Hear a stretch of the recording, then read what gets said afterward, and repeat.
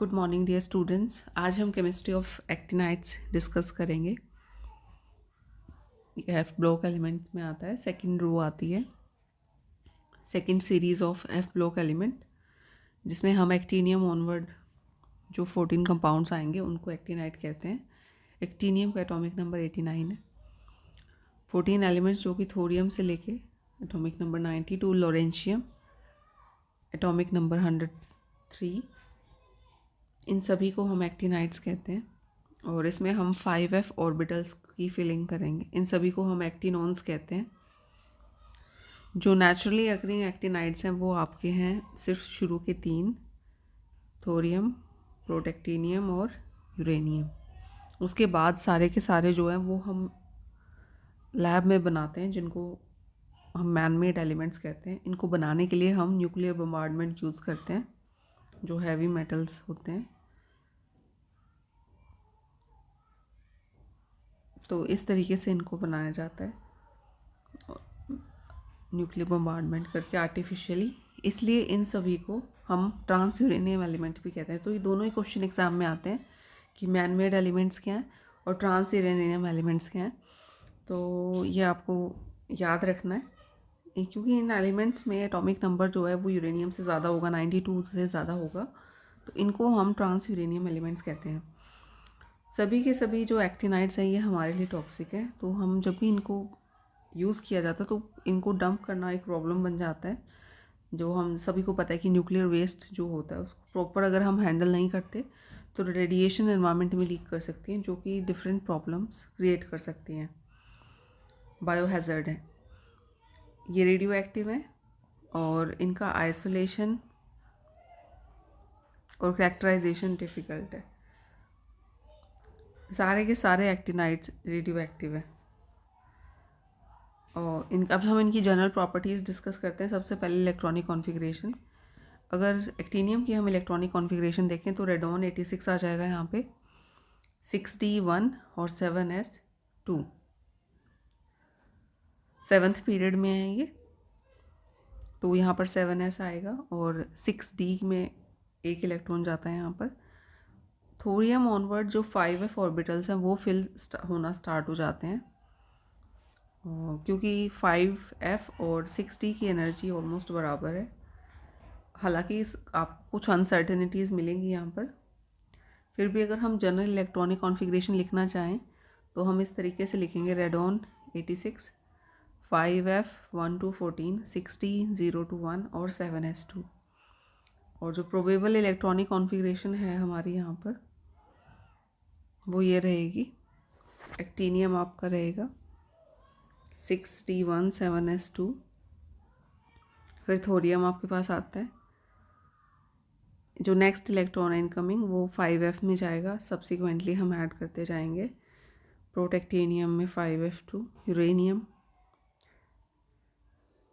92 में 5f3, neptunium 93, 5f4, plutonium 94, 5f5। फिर americium 95 में 5f6 होना चाहिए था, लेकिन एक्सेप्शनल कॉन्फ़िगरेशन एक्वायर करने के लिए ये एक इलेक्ट्रॉन यहाँ चला जाता है f में ही, और 6d0 आता है अमेरिशियम की केस में। फिर क्यूरियम 96 में 5f7 रहता है। फिर बर्केलियम ऑनवर्ड जो है सिर्फ f में इलेक्ट्रॉन फेल होंगे, 5d9, 5f9, californium 98, 5f10, einsteinium 99, 5f11, fermium 100, 5f12, मेंडेलिवियम 101, 5f14, 13। फिर नोबेलियम आपके पास 102, 5f14, लॉरेंशियम लास्ट में, फिर 6d में इलेक्ट्रॉन आ जाएगा। तो इस तरीके से इलेक्ट्रॉनिक कॉन्फ़िगरेशन है, सभी आप बता सकते हो ये। फिर हम फिज़िकल प्रॉपर्टीज़ की अगर बात करें तो इनके मेल्टिंग और बॉइलिंग पॉइंट मॉडरेटली हाई हैं, लेकिन ट्रांजिशन एलिमेंट से लो होते हैं। कोई रेगुलर ट्रेंड नहीं है यहाँ पे, तो आपको ऐसा कुछ याद नहीं रखना। डेंसिटी पहले बढ़ेगी फिर घट जाती है। हीट ऑफ फ्यूजन भी थोरियम से लेकर अमेरिशियम तक डिक्रीज़ होती है।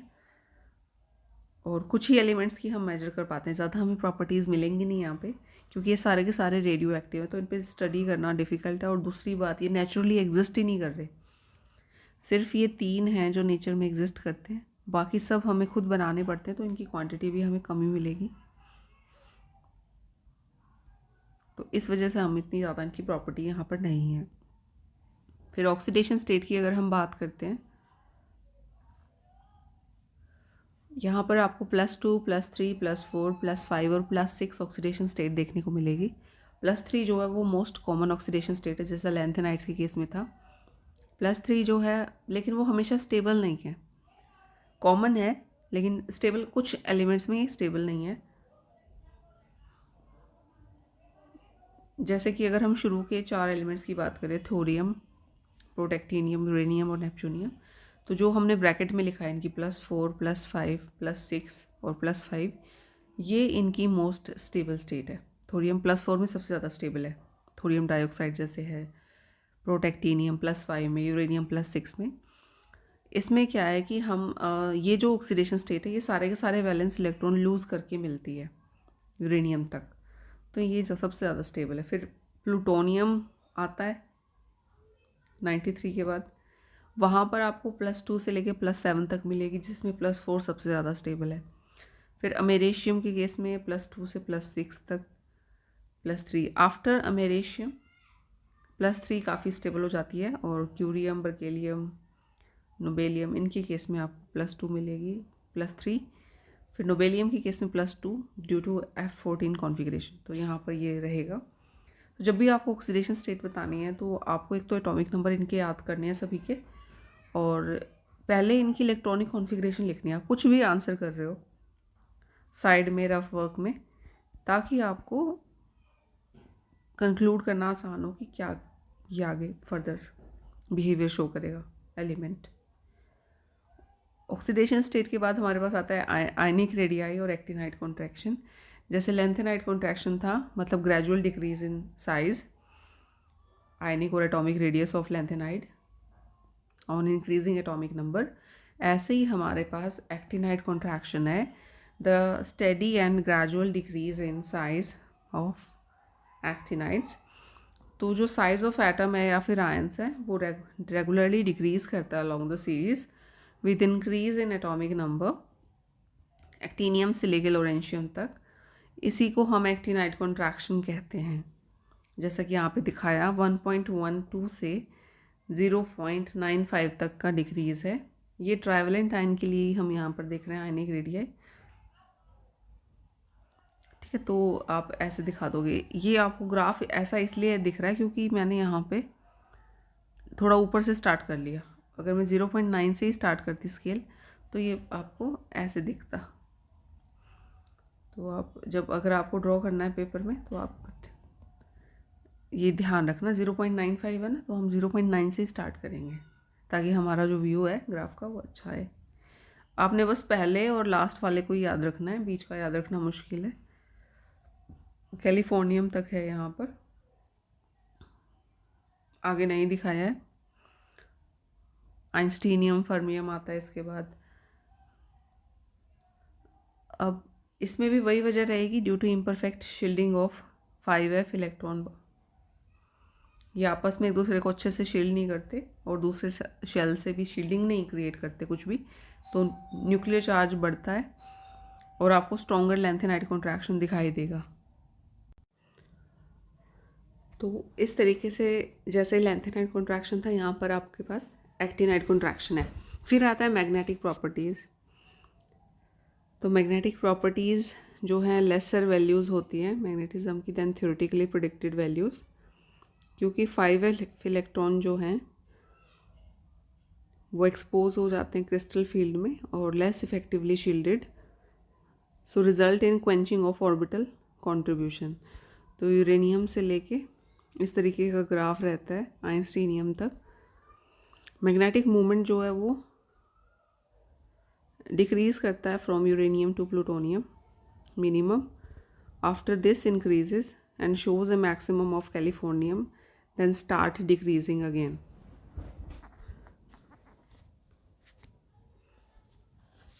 ठीक है, तो आपने ये याद रखना है।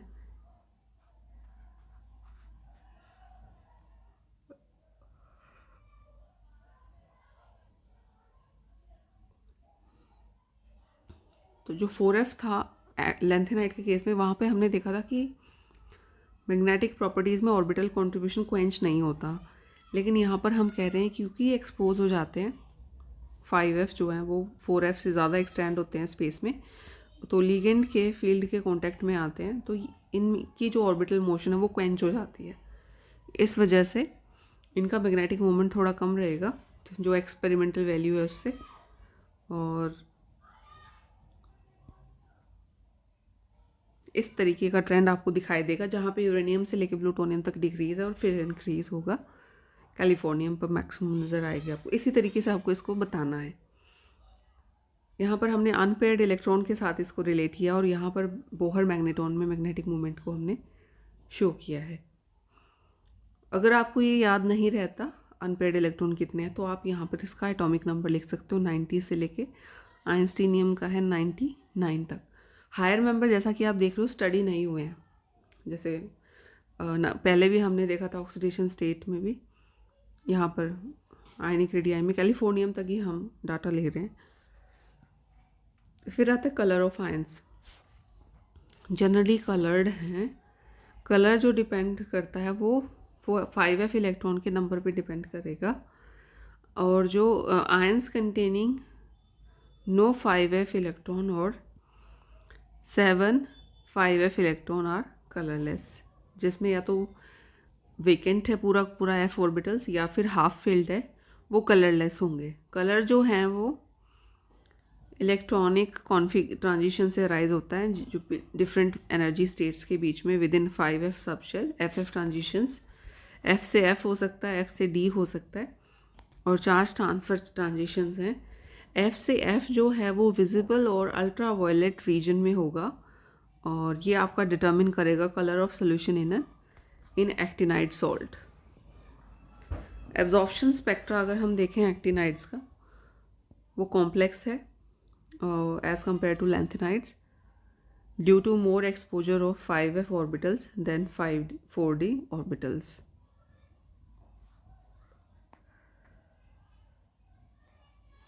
ठीक है, तो क्योंकि ये बाहर है, लिगेंड्स के साथ इंट्रैक्शंस होती है, उससे इनके स्पेक्ट्रा में चेंजेस आ जाते हैं, वो थोड़ा कॉम्प्लेक्स हो जाता है और पीक्स नज़र आती हैं आपको। फिर हम बात करते हैं फॉर्मेशन ऑफ कॉम्प्लेक्सेस की, तो एक्टिनाइड्स की टेंडेंसी ज़्यादा है कॉम्प्लेक्स बनाने की as compared to lanthanides due to high charge and small size of their ions, क्योंकि यहाँ पे हमें हाई ऑक्सीडेशन स्टेट भी दिख रही हैं, तो इनका चार्ज डेंसिटी रेशो बढ़ जाता है, जिससे ये ज़्यादा लिगेंड्स के साथ इंटरेक्ट कर सकते हैं, बेटर वे में इंटरेक्ट कर सकते हैं, तो इनकी टेंडेंसी ज़्यादा है। और +3 ऑक्सीडेशन स्टेट के लिए, +4 के लिए हमारे पास coordination number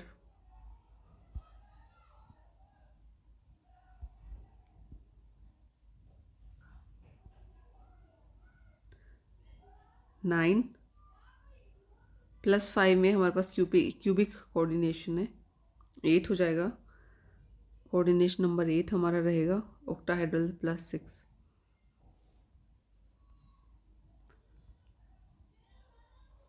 complex forming tendency यहाँ पर देख रहे हैं हम, जो ज़्यादा जिस पे चार्ज है उसकी ज़्यादा टेंडेंसी होगी। फिर M4 और M3 को हम रिलेट कर सकते हैं। फिर इनके ऑक्सो आयंस होते हैं जहाँ ऑक्सीजन के साथ ये कंबाइंड है, MO2 या MO2+, तो ये भी शो करते हैं कॉम्प्लेक्स फॉर्मेशन। और अगर हम एनायंस की बात करें जिनके साथ ये ज़्यादा अच्छे से कॉम्प्लेक्स बनाएंगे, तो fluoride, nitrate, chloride, perchlorate, carboxylate, oxalate और सल्फेट, इस तरीके से ट्रेंड रहेगा। फिर जो इनके कॉम्प्लेक्सेस हैं, form complexes with alkali metal halide, जैसे कि थोरियम टेट्राक्लोराइड, KCl से आप ट्रीट करते हो तो पोटेशियम थोरियम पेंटाक्लोराइड बन जाएगा। और अगर इसको आप 1:2 की रेशो में ट्रीट करते हो तो यहाँ पर K2 आ जाएगा और थोरियम Cl6 आ जाएगा यहाँ पर, इस तरीके से। फिर पिरिडिन के साथ भी ये कॉम्प्लेक्स बनाता है, जैसे यहाँ पर दिखाया है, यहाँ पर थोरियम आ जाएगा। ये वाला जो कॉम्प्लेक्स है ये पिरिडिन मॉलिक्यूल है। पाई बॉन्डिंग लिगेंड्स के साथ भी ये कॉम्प्लेक्स बनाते हैं। पाई बॉन्डिंग जैसे मेटल कार्बोनिल्स हैं, जैसे यूरेनियम और कार्बोनिल हो गया, तो इनिशियली ये अपना इलेक्ट्रॉन पेयर डोनेट करता है। कार्बोनिल मॉलिक्यूल जो होता है ना, इस तरीके से होता है। ठीक है, ये कार्बन मोनोऑक्साइड है।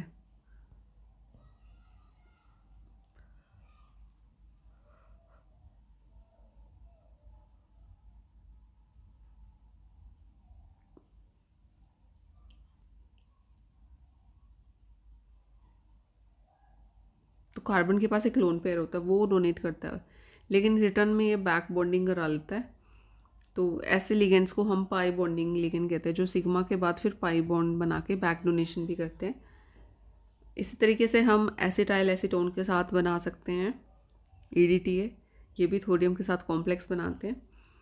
यूरेनियम जो है फ्लोरो कॉम्प्लेक्स बनाता है, जैसे कि अमोनिया, टेट्रा अमोनियम UF10। यहाँ पे कोऑर्डिनेशन नंबर 10 है।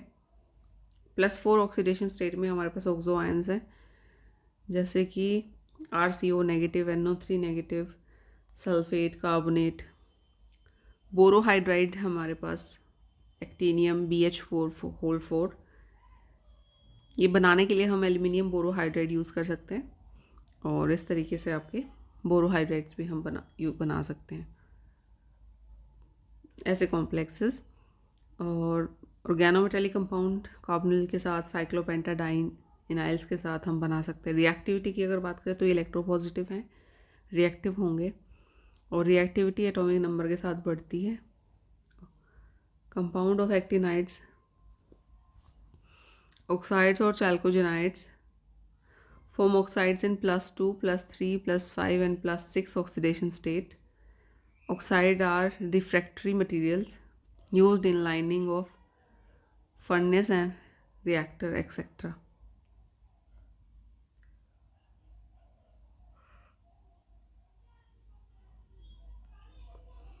ठीक है, जहाँ पे हाई टेम्परेचर हमें सस्टेन करना है फर्नेस वगैरह में, वहाँ पर इनको यूज़ किया जाता है। और ऐसे सब्सटेंसेस को रिफ्रैक्टरी मटेरियल कहते हैं। तो जो एक्टिनाइड्स के ऑक्साइड्स हैं वो यूज़ किए जाते हैं, जैसे थोरियम ऑक्साइड, इसका मेल्टिंग पॉइंट बहुत हाई है 3390 पर। आप ये समझना होगा कि ये जैसे बहुत ही न्यूक्लियर रिएक्टर है, ऐसी जगह पे ही हम इनको यूज़ करेंगे, क्योंकि ये बहुत कम अवेलेबल है। नॉर्मल जगह पे नहीं यूज़ होंगे, जहाँ पे बहुत ही हमें स्पेशल एनवायरनमेंट क्रिएट करना है वहाँ हम इनको यूज़ करेंगे।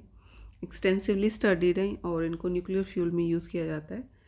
डाइऑक्साइड की अगर हम बात करें तो ऑक्सलेट और हाइड्रोक्साइड को इग्नाइट करके बनते हैं UO3CO3। इसको हीट करें तो यूरेनियम ट्राइऑक्साइड और CO2 रिलीज हो जाता है। फिर UO2 NO3 whole twice 6H2O। ठीक है, ये नाइट्रेट सॉल्ट है। इसको भी अगर हम हीट करेंगे तो इसमें से NO2 ऑक्सीजन गैस बाहर निकल जाएगा, वाटर रिलीज हो जाएगा, वाटर ऑफ क्रिस्टलाइजेशन, और आपके पास ऑक्साइड बचेगा।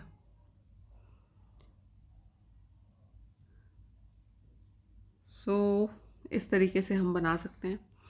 यहाँ पर डाइऑक्साइड लिखा हुआ है लेकिन बने ट्राई है, तो यहाँ पर ट्राइऑक्साइड लिखना ठीक रहेगा, क्योंकि ट्राइऑक्साइड ही बनाया जा रहा है बार बार। और यूरेनियम ट्राइऑक्साइड को फर्दर अगर हीट किया जाता है तो ये इस तरीके का ऑक्साइड बना लेता है 3:8 की रेशो में, जहाँ पे यूरेनियम और ऑक्सीजन है। इसको ग्रेविमेट्रिक डिटर्मिनेशन के लिए यूज़ किया जाता है यूरेनियम की इस प्रोसेस को। फिर हमारे पास आता है पेंटाऑक्साइड्स, यूरेनियम, प्रोटेक्टिनियम और नेपच्यूनियम बनाते हैं। For example Pa2O5। सेस्क्वी ऑक्साइड 2:3 की रेशो में ये भी बनाए जाते हैं। प्लूटोनियम ऑनवर्ड स्टेबल हो जाते हैं, हाई उसमें +3 ऑक्सीडेशन स्टेट स्टेबल हो जाता है हायर मेंबर्स में। ऑक्साइड्स जो हैं वो बेसिक होते हैं नेचर में।